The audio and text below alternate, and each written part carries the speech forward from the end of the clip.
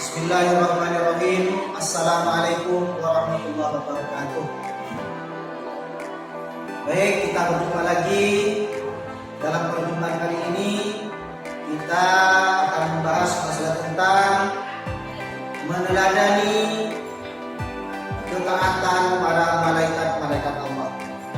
Baik, sebelum kita mulai masuk pada materi inti, bagaimana keadaan semua?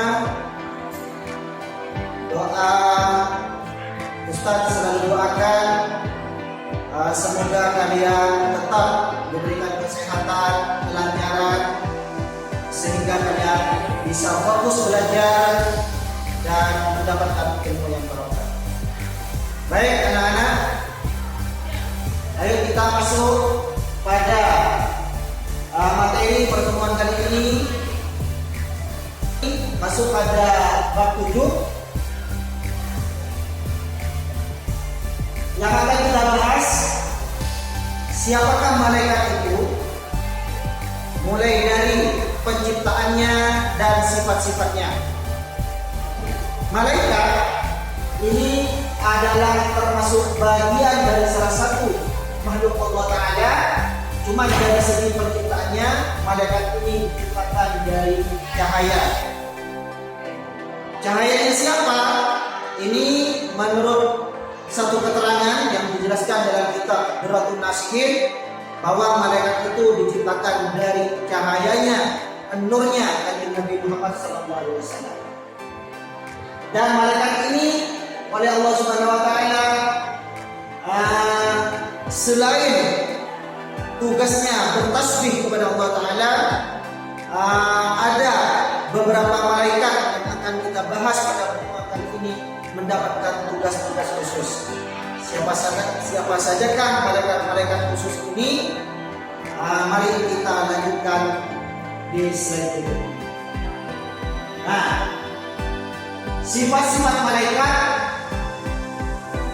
di antaranya selalu patuh pada Allah Ta'ala.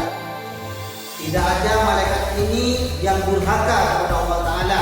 Semua para malaikat itu patuh terhadap perintah apa yang diperintahkan oleh Allah Ta'ala, dan tidak makan, tidak minum, karena malaikat ini tidak dibekali oleh Allah Ta'ala diberi hawa nafsu, dan tidak berjenis kelamin.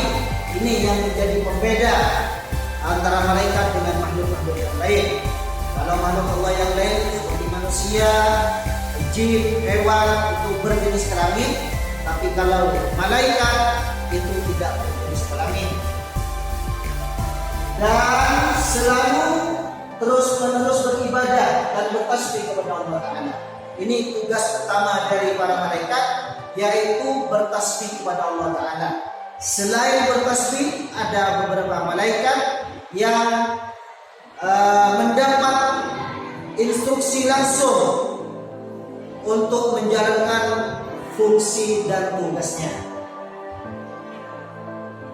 Baik. Nah, di dalam Aqidatul Awam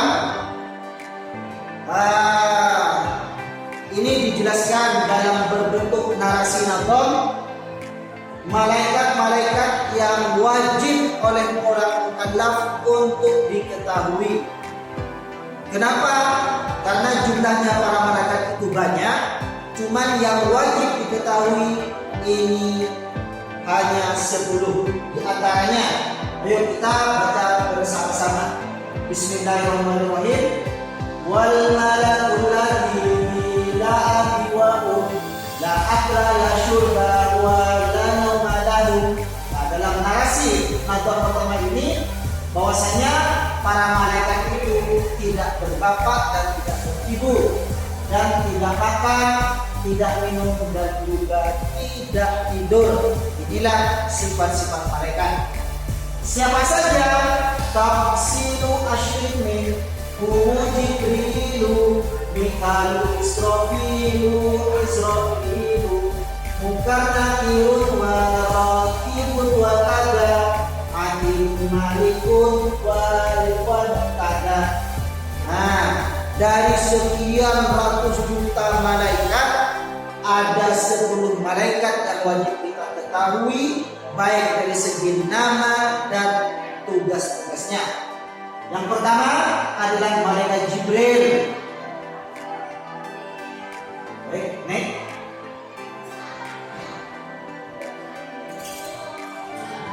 Nah, dalam slide ini menjelaskan masalah tentang persamaan dan perbedaan malaikat, manusia dan jin. Baik, kalian bisa melihat perbedaan persamaan malaikat, manusia dan jin. Satu, malaikat dibutuhkan dari cahaya, sedangkan manusia dari tanah dan jin dari api. Kalian bisa melihat sendiri di slide ini tentang perbedaan-perbedaannya. Baik, next. Nah, ini nama-nama malaikat dan tugas-tugasnya yang wajib kita ketahui dan yang wajib kita imani. Siapa saja?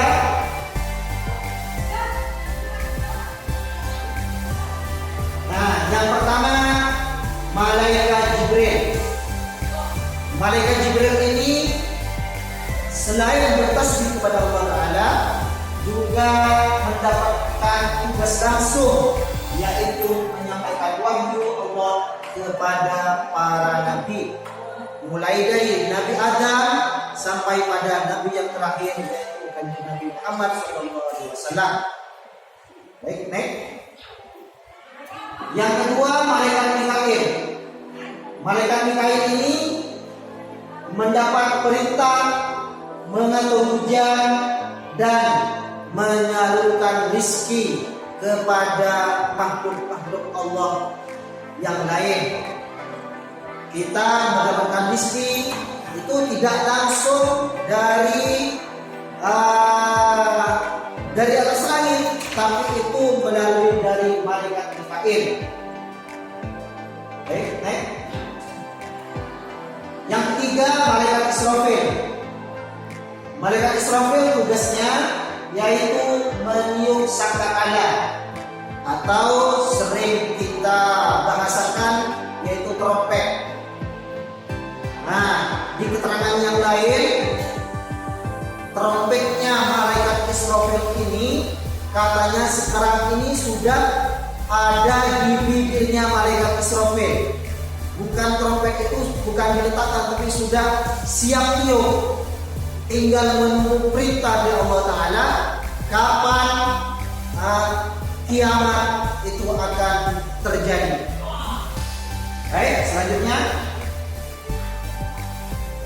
Nah, malaikat Israel. Malaikat Israel ini mendapat perintah mencabut nyawa manusia.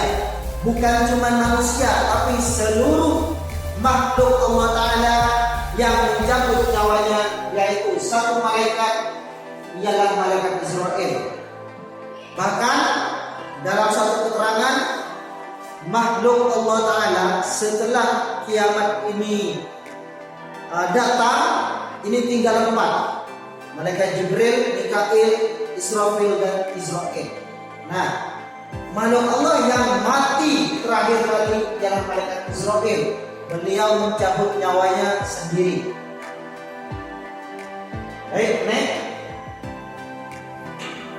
Nah, ini malaikat Munkar dan Nakir yang mendapat perintah menjaga kuburan. Maksudnya menjaga kubur bukan menjadi satpam di kuburan, tapi mempunyai tugas memberikan beberapa soal terhadap orang yang baru meninggal. Di antaranya, man rabbuka, siapa Tuhanmu, man nabiyuka, siapa nabimu, dan seterusnya. Oleh sebab itu, malaikat Munkar Nakir ini mendapat perintah menjaga kubur. Selanjutnya, malaikat Raqib dan Atid. Ini masalah tentang pencatat amal baik dan pencatat amal buruk. Siapa yang bertugas seperti itu? Ialah malaikat Raqib dan Atid. Apabila kalian beramal baik, maka malaikat Raqib yang mencatat.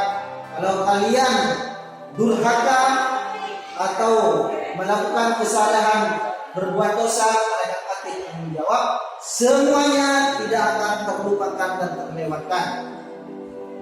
Selanjutnya, malaikat Ridwan. Malaikat Ridwan ini ialah penjaga surga. Kalau kalian lolos dari beberapa tahapan, lolos dari beberapa pemeriksaan, maka pos terakhir yaitu ke surga. Siapa yang menjaga surga? Ialah malaikat Ridwan. Selanjutnya, nah yang terakhir adalah malaikat Malik. Malaikat Malik ini adalah malaikat yang menjaga pintu neraka. Kalau kalian tidak lolos dari beberapa tahapan pemeriksaan karena saking banyaknya dosa, saking banyaknya amal kejelekan, maka kalian akan berhubungan langsung dengan satu malaikat, yaitu yang bernama malaikat Malik. Nah, inilah 10 malaikat yang orang mukallaf wajib untuk mengetahui dan mengenalnya. Maka kalau kalian tidak tahu terhadap nama-nama dan tugas-tugasnya, ada yang mengatakan dalam keterangan Aqidatul Awam, ibadahnya kalian itu tidak sah, karena ini berhubungan. Untuk pertemuan kita kali ini saya cukupkan sampai di sini. Mudah-mudahan untuk pertemuan berikutnya tetap kita semua dalam keadaan sehat walafiat, tetap dalam lindungan Allah. Akhirul kalam, assalamualaikum warahmatullahi wabarakatuh.